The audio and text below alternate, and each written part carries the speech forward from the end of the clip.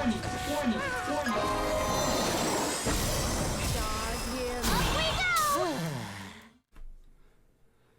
guys, it's Lohpally here with another Before First Back, your laning phase guide to playing aggressive in the early game, and today we're going to be going over Braum, and we're going to be focusing a little bit differently rather than mostly on laning phase, but how to identify roaming timings and skirmishing in the early stages and snowballing that. So as you can see right here, we're going to be laning Tristana Braum versus Alistar Twitch. So the primary things to focus on as follows. If you ever get pushes, looking for roams, and then anytime that you aren't looking for roams in laning phase, to make sure you're not stacked on your AD carry. That way you can dash to him and wall any damage that potentially comes to him if he does get comboed. If you also happen to see a combo coming towards you, making sure that you put your wall up before you get CC'd, that way you're mitigating the maximum amount of damage. In this game, we're going to be not leashing, so what I do is I ward in the river, as you can see right there, just to make sure that if a level 2 gank does come, because it's all too common in solo queue nowadays, that we'll be able to see it and avoid it, since their bottom lane is leashing a red buff. Now, because of that, I'm mostly just sitting in the brush and zoning them away from the minions, and using one of my relic stacks on the wave, just to put it on cooldown to get the optimal amount of gold per 10.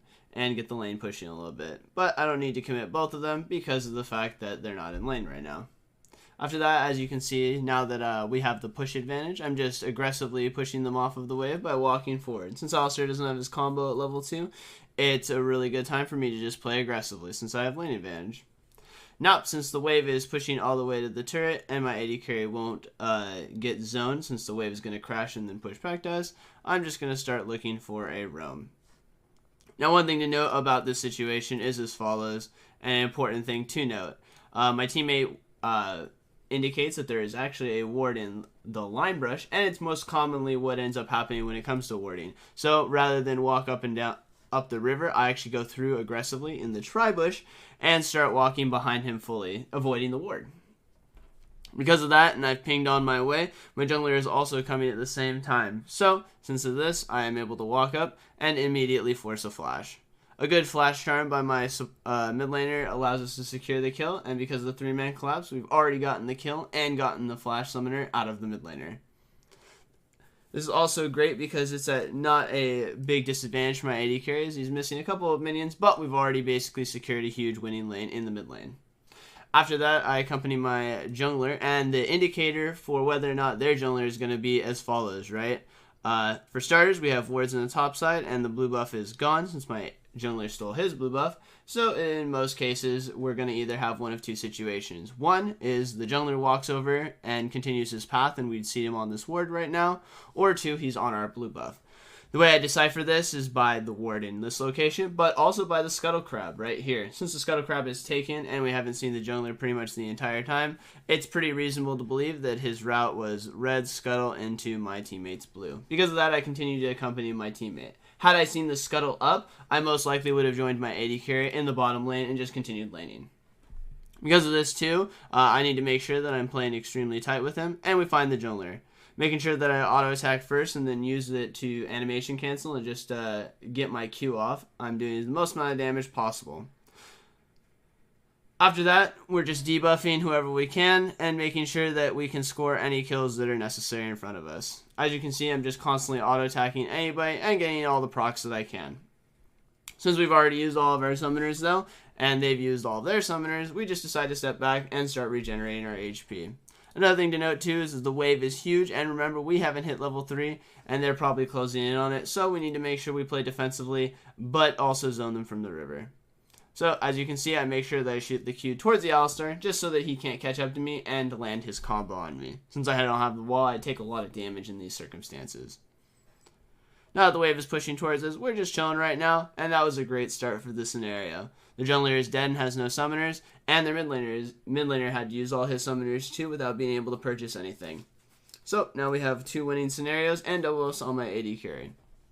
For the most part now, as you can see, I'm just stepping up a little bit aggressively so that I give space for my AD carry to last hit without getting harassed by the Twitch. Also, an important thing to note is we have spam ping that the Alistar is missing, and my mid laner does a good job of not getting ganked by him because of it. Now that we know that the Alistar is over there and my Lee Sin is on the bottom side, I'm able to just take the aggressive spot and be in the brush. Once we have all 3 of our spells together, it's substantially harder for them to kill us, as we can dash out, debuff people, and wall a lot of the damage. Because of the fact that I have a good amount of gold, I want to try and push the wave all the way to the turret. Since the jungle gank comes in, they go on my AD carry, and he does a good job jumping out. There's a couple things that actually go on in this jungle gank that are really good by both players, and mistakes by the enemy players. For starters, since I'm up aggressively, making sure I create space for my teammate, I am the most susceptible to being all-in. What should have happened is Jack should have probably looked to counter-strike onto me and try to force my flash, or, maybe I don't flash and then I can get comboed afterwards. But the mistake he makes is he tries to go on my AD carry, which he does a good job of jumping away. So pretty much one of the crowd controls and primary ways of us dying has already been used. The next thing to note is his combo. You don't want to get Alistar comboed and CC'd against the wall, especially, because that'll lengthen the time you are crowd controlled. A good thing that my AD carry does is actually steps back and lets me W to him, which actually allows me to dodge the combo right here, as you can see. Because of that, we just immediately put up our shield and start cutting backwards. Remember, your shield actually gives you bonus movement speed too, so sometimes even if you're not blocking things, it's good to do, especially when you're cutting away, for the extra MS. After that, I just give a exit Q onto the Alistar just to get some damage on him and weaken him a little bit. Because of that circumstance, it's definitely a good time for me to reset and just get my sights my GP10 item upgrade. Unfortunately, my AD carry has a stroke in the middle of laning phase and runs up and kills himself. In this situation, you want to do your best to freeze the lane as much as possible. Now, if you do see the Alistar or the Jack start walking towards you, you can just walk back away. The reason why you want to do this is mostly just to frustrate your opponents and make them tilt out of their mind, and also, on top of that, they'll usually cancel their back to stop you from freezing, which will allow you to keep them in lane longer, and give your AD carry a little bit more momentum in the lane. If they don't do any of those things, then what you can do is just freeze the lane, which is great for you too.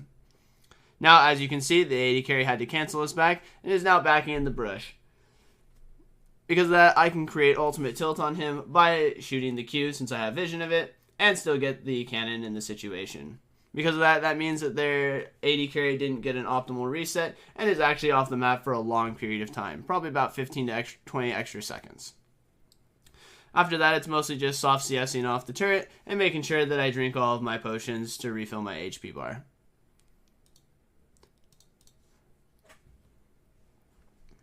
Another important thing that I always remind you to do is make sure that you're not stacked on your AD carry. That way it is a lot harder for you to get comboed together. For the most part, you just want to debuff whoever you're on and whoever is closest. In most circumstances, the reason why I always describe melee support matchups as whoever goes in usually loses is like this. So the Alistar combos, right? But then I can respond by jumping in and walling if he didn't jump the combo, and just debuff the Alistar and continue to burn him down across the lane. Unfortunately, he got a little slowed, so we weren't able to get the full stack off, but that's still okay. It's a reasonable trade.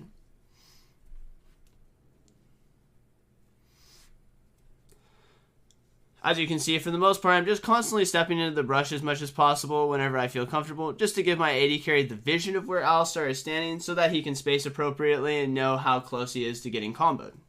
This information is actually a lot more important than most people give it credit, so it's a good habit to have. As you can see, once the Alistar connects to me and the Twitch starts auto-attacking me, we then use our wall. Then make sure to question mark ping anytime you fuck up in any way, shape, or form, and feel bad for yourself even though you fucked up. Most important things to note when having all-in situations is as follows, right? The Alistar burns his combo, so what you should do is you should go on the Alistar because he's the most overextended. Also, on top of that, make sure that you're not using your wall till it makes sense. So in this circumstance, right, we're not using our wall yet. Now that the Twitch is in range of of hitting us, now we use our wall, and we just focus on debuffing the Alistar. Also commit an ignite to that, and make sure that we're trying to DPS him down as much as possible. Unfortunately, there's a ranged minion that actually cucks me here, so I cry every day. In that situation, what I should have done actually is once he started running away, 2, 1, what I should have done is flash right here and shoot the Q in this direction and pay closer attention to the minions. That was the mistake that I made in this situation. Feels bad, man. But now that we've chunked out the Alistar and he's incredibly low, and fortunately because we won our lane mid lane early, it decides to spill over. So we spam ping assist me so that we can say, oh, this player is low, we want to dive them, and our Ahri is starting to walk down. Now when executing a dive, it's mostly important to note this.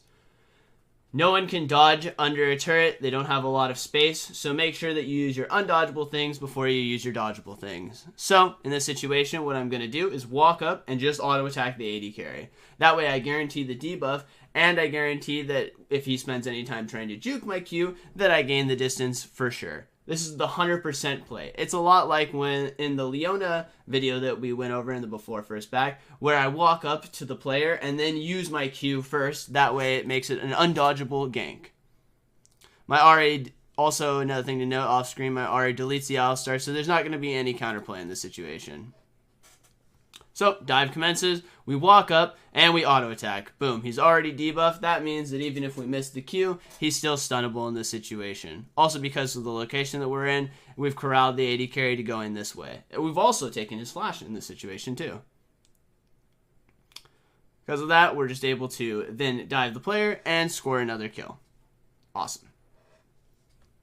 Now that we're also level 6, we can defend any scenarios and fights that end up happening when people collapse on us. And as you can see, the Kassadin has been spam pinged that he is walking over, plus potentially other people that are coming for us. So, in this situation, what's most important? This turret isn't going to die by staying in, so I decide to start kiting backwards. What you want to do is immediately dash to your teammate and create as much space as possible. After that, you want to wall, which I actually did incorrectly, and just use your ultimate. Since most people are melee on the enemy team, they're usually going to stack on you, so it's a pretty easy ultimate to do afterwards. It's very important that you're using this sequence of spells. Just make sure that you wall actually correctly, unlike myself.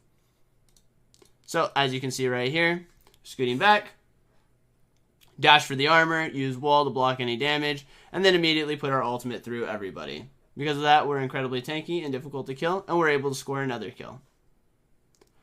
So, primary things that I want to talk about over this video is as follows. Number 1, if you are level 2 and pushed into the turret, potentially look for a roam. See if there's any wards there. You can usually get a lot of easy summoners out of people quite frequently and tilt the fuck out of your lane opponent. Especially because most of the time you won't get spam pinged MIA. Another thing too, remember melee, and melee versus melee, the first one that usually goes is the one that loses. So make sure that you're punishing the tank that's going in too far. Also be conservative with your wall and make sure that you're only walling when people are actually in range to deal damage to you. Another thing to note too is as follows. When you're diving people, make sure you use skills that aren't dodgeable first, such as walking up and auto-attacking, before shooting your Q if possible. That's it for this video. Thanks for watching. Don't forget to like, subscribe, comment in the section below, and hit that bell and whistle for notifications. I'm Lohpally, and I'll see you next time.